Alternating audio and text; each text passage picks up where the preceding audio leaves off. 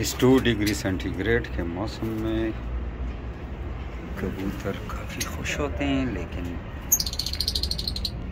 मुख्तलिफ बर्ड्स जो है वो सर्दी की वजह से सरवाइव नहीं कर सकते।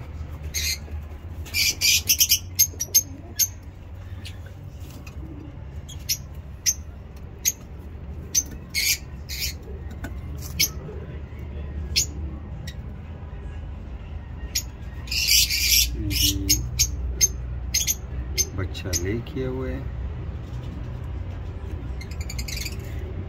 अंडा ले किए हुए उसमें एक बच्चा है, आप देख सकते हैं।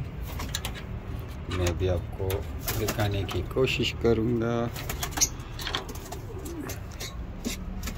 आप देख सकते हैं इस बॉक्स में कबूतर के एक बच्चे हैं, ये माँ बाप है इसके।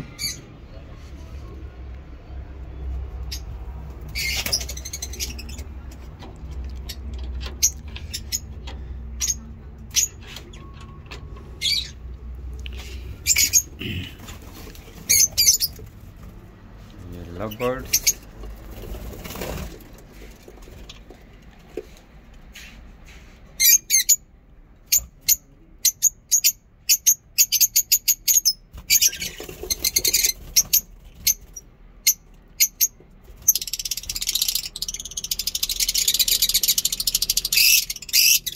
बॉक्सेस में रहते हैं मौसम में, लेकिन बॉक्सेस कम है।